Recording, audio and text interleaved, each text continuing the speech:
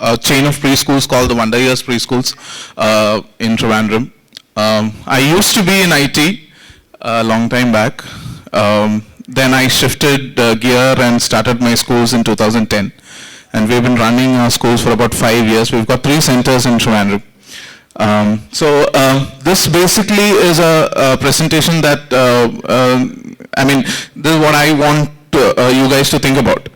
Because what happens 10, 20, 30 years down the lane when, I don't know how many of us have children, but what happens then is what I'm going to talk about, right? Thank you. So it kind of will follow what Pradeep, right? Prasid was talking about, right? So what is education? All of us are educated, right? All of us have been to schools, I'm guessing, right? So education, organized programs of learning, acquiring new skills, and training, learning specific skills. There's a very thin line between all this. So for you to understand this, education, think of sex education and sex training. Right, so right, sex education is educating about that, and training is, you know what it is, right? So there's a thin line, but this has to be understood, right? And so, what is the aim of education? I'll run through this very fast, so you won't feel bored. What's the aim of education? One is to understand the world around us, right? Through education, we try to understand how the world runs, why the world runs in certain ways, right? Why doesn't it run in this way? So depending on the situation, it differs also, right? Depending on the intelligence that you use, it differs, right?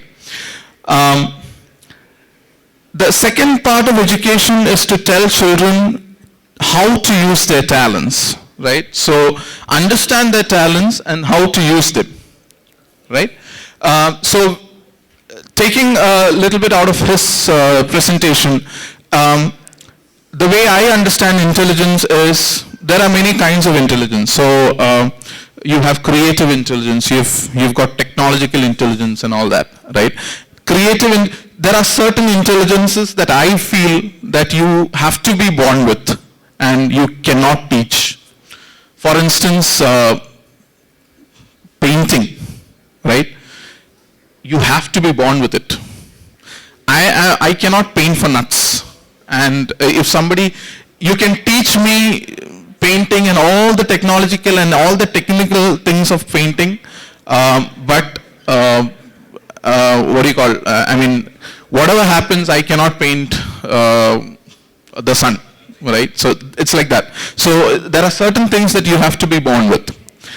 And also the final aim is to become fulfilled, active, compassionate citizens of this country, right? So that's the aim of education. So what's the future, right?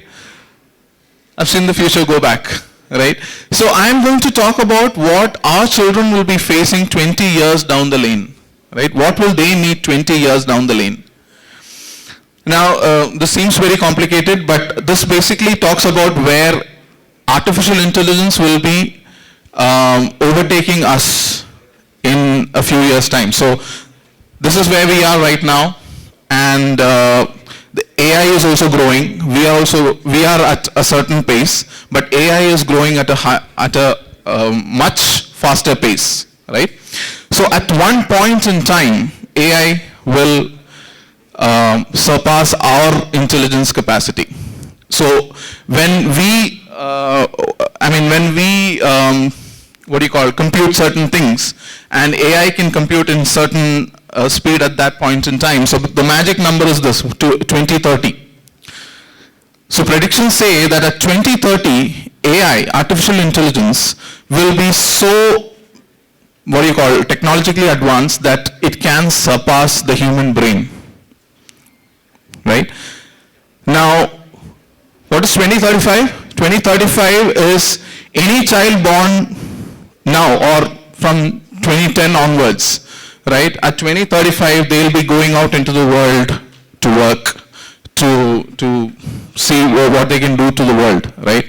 And at that point in time, AI is already far more advanced than that child is, or that man is, or that woman is at that point in time. So should we be concerned? Elon Musk is, I'm sure you know Elon Musk, right? CEO of Tesla and all that, right? So he's already funding a safe study AI, study safe AI. He's already doing that. He's already into that mode where he's funding the negative AI, I mean opposite side of AI, where he's trying to figure out how we can mitigate the effects of AI, right? 3D printing is replacing many of the traditional manufacturing jobs, right, already. So in the coming years, you will find that you can actually print out your own car. You can design your own car, you can print out your own car, every little component of that car. What does that mean? All your manufacturing jobs, all of those things, I mean, you don't need huge manufacturing centers anymore. So all those manufacturing jobs, all those things that you currently do, creating screws, will not exist anymore. So 20 years down the lane, there are no mass manufacturing centers. There might not be any mass manufacturing centers. So what will all those people do then, right? AI will take over most jobs that require basic intelligence, right? And goodbye call centers, which means that your call centers will be automated. You won't require human beings answering your calls and answering your queries anymore. All that will be automated.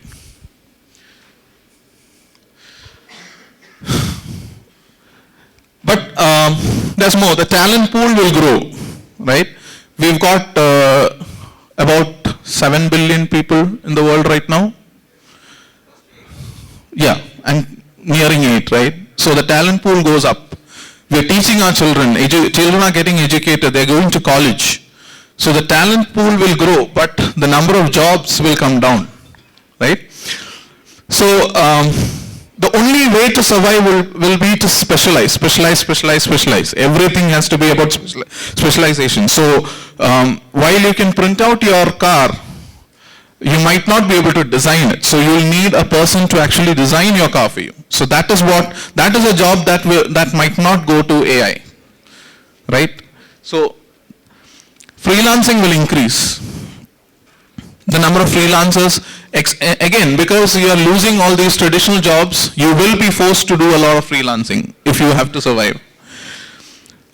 Transportation is changing already, right? Driverless transport, Google and all those companies are already testing their cars in the US highways, right? So drivers, gone. Automated software development. This one is already here, right? The other day I saw an advertisement on Facebook saying, click on us and we'll take your Facebook profile and build your website for you. Done. So your website is done, right? So things like that. So who's this guy? Yeah, Ronaldo. Why do I have this guy in my presentation? Excuse me? To pass, no. Actually, I have this guy not because I know anything about him. I'm not a football fan. But there is one thing that this guy said. Somebody asked, one journalist asked him, how come you are one of the most successful football players of all time? Right? How are you able to hit the ball into the goal all the time? Right? And this guy said, I do not follow the ball. Rather, I go where the ball will eventually reach up. And that's how I am able to hit the ball. So the point is, while all of us are following the balls around, the football or our careers and everything, the really successful people are the people who anticipate where the ball is going to be, where the careers are going to be, and then go towards that goal, right? So what's the 10-point solution? So the solution is love for learning, right? And this is something that all successful CEOs always say.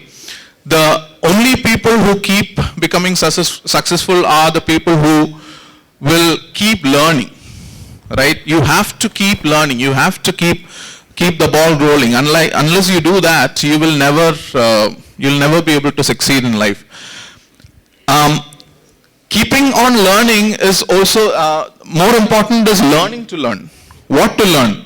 What should you anticipate in future so that you can learn that thing and reach there before the future reaches that point, right?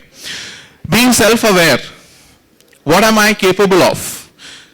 Like we all know, there are so many people who go to engineering colleges because of peer pressure and because their parents want them to go there. Rather, if they are painters, if they are musicians, they would be more happy with their lives, right? So being self-aware is a very important factor. So we need to teach our children to be self-aware rather than go do something because of peer pressure, right? Instill people sense, working with people, working with diverse sets of people, working with people in other countries, other cultures. Communication, right? How best to communicate, what to communicate, what not to communicate. Worldliness and worldview, both different things. Worldview is having a view of what the world is and the cultural differences. Worldliness is knowing that there are different challenges in the world and different things that you need to do to solve these challenges, right? Comfort with complexity. Again, the more complex our society becomes, if you're comfortable with that, then you will be able to succeed in life. Goal setting. Again, Ronaldo's story, right? You need to know where you need to hit the ball, so that you need to know where the goal is, so that you are able to reach there faster. And adaptable open minds, very important, right? So unless you have these adaptable open minds, you cannot really reach your goal. So 2 years back, I introduced this, the Wonder Years Apprentice program for our summer camp kids, right? We conduct summer camps in our school, and we introduced this Wonder Years Apprentice program. The point was, I wanted children above 12 years to shadow me for about 2-3 weeks, right? Learn how I run my business, and I would hand over my entire business to these children. After they have learned how to run the business, I would hand over my entire business to these children for about 1 or 2 weeks so that they could run the entire business on their own. So this was something that I wanted to try out and run. So we advertised for it, and we expected about 4 or 5 children to actually turn up. And finally, 0 turned up. Right. So the problem is, parents currently are still in that mode where you put your children for tuitions during summertime. Tuitions and IIT coaching and all that, right? But that's not what you require. Think about it. 20 years down the lane. 20 years down the lane, what will your children have to do in order to survive in this world? I mean, it's a very big question, and something that all of us need to think about right now. That's something I'm thinking about right now because I have a very small baby, and it scares me that 20 years down the lane, he won't have any of the jobs that we currently have. Let's be very honest, right? But the good thing is we can teach them, we can train them in a way such that they reach a point where they are able to handle the world, right? All of us have done it, and we can also do it. All right, thank you so much. That's all I wanted to talk about. Any questions?